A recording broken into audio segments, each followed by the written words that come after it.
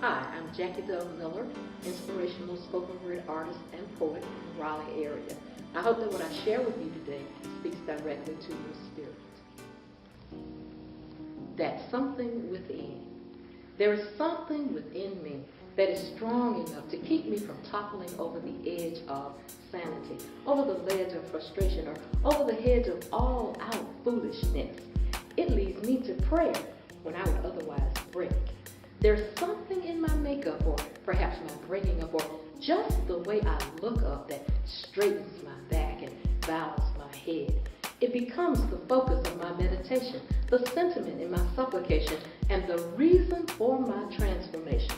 That thing within me keeps me choosing light, though darkness covers all. It wells up like ocean waves, come to drown those who think they deserve, to pull me down, push me back, or to steal my joy.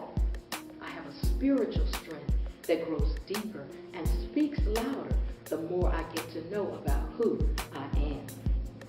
Where did it come from? Someone asked recently. I answered, in my developing stage. Somebody said out loud, "You sure are good at." My puny soul embraced that seed, and it buried itself deep inside me and took root. I tested that tiny bit of ego strength against the negative messages my family used to focus on what I was not good at, leaving me feeling small and disconnected. I was not good at being like my mother, who was all but saintly. I was not good at being like my sister, who was beautiful and dainty. I was not ballerina thin, nor prissy neat, but I was good at. And when I looked a little further, I realized I was good enough. Good enough to bear fruit and reap a harvest. Good enough to plant seeds in others and watch them grow magnificent and free. I was good enough to relate to the God inside me. So this poem is for all my sister friends who don't yet know that we are better than what our mothers, our teachers, the men in our lives, and even the good sisters in church have called us. Because God has called us blessed, and His is the only voice that matters. So here and now, I pray our sister prayer. Dear Lord, help me to release the self-doubt that lives in my heart. Remind me daily that I am the product of your hands.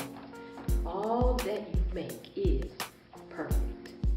Beyond the sentiment in that prayer is the implication that the talents that I lack, one of my sister friends has, and what she lacks, another sister has. So together, we are perfect power.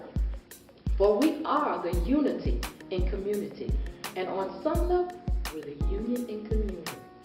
So whether we are the power of 3 or 103, together we have what it takes to keep this world alive, to keep the sun shining, or at least the electric bill paid. We have the Spirit of God within us, and that guarantees that each of us is good enough. Thank you. I want to matter. Despite what I look like or where I live, how poor I am, how fat I am, or my skin tone, despite my kinky hair or my balding head, how stooped my shoulders are, if I'm well read, even though I may not speak with eloquence or possess 10 extraordinary talents, I want my presence on this earth to matter to at least one other human being. I want my life to matter so much that had I not been born, a vacant emptiness would persist, and one person would sense my absence. He would look for me in music and art, because no other woman could capture his heart like I was meant to, like I would have been sent to. I want one friend to see my soul and to be joyful that God hand-selected her to be in my life, to lock at least one puzzle piece into place so that her life picture would be 1 inch more complete. I want her spirit to connect with mine like it did before we chose these bodies to be human in. I want someone to know my heart, to see beyond this stoic exterior and view the love that bubbles just below the surface, but burrows as deep to care about my hurts, to listen to my painful stories rendering and still want to be there for its ending. I want him to need me at his core like breath and pulse and blood. Each of us has that need to matter, to know that our lives count for more than this flesh we live in, flesh that turns to dust in the end. So this poem is for all those who don't yet feel their own value, who go through life unaware that God has placed purpose there in the soul that only we can fulfill. And he's implanted genius in each of us. And either one talent or 10, nobody comes here empty-handed. We each bring to life something someone else needs to know, to have, or to heed. To those with whom we share our true selves, we do matter. We are but matter if we lie. If we pretend to be strong but our core is soft, if we pretend to be confident but we ought to ask for help, if we are lost or lonely, weak or afraid and do not say out loud, this is who I am, we cannot matter.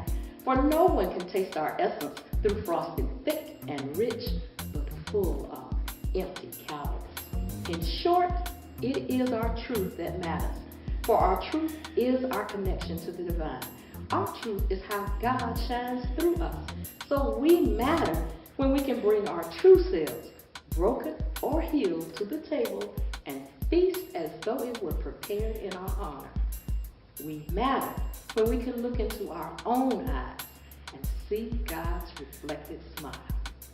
So, despite what the world uses to dismiss me, be it age or gender, race or looks, in this moment, let the beauty of my truth flow forward as I ask God for what matters most.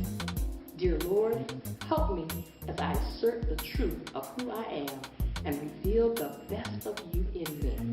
Increase your spirit in me so that others might see that beyond all else, now that I know I matter to you, I have finally come to matter to myself. Amen. I was born for greatness. I was born for greatness. At home, at play, on the job. I didn't pray for greatness. I was a thought in the mind of God. So when troubles came, singing rain's refrain, I kept the faith that God's master plan was for my good, and each rainfall would be understood by and by. I felt my greatness, but when people thought I ought to conform, I questioned, I doubted, I searched, and I cried, and I wondered about that passion inside, if it truly was God's gift given me to uplift, forgetting that the door at which I only stood had been opened before by the shedding of blood. So I sat on my greatness, not soaring like I could. But again, God called me to greatness, and I believed. He breathed my name, planned my game, and cleared the lane for my success.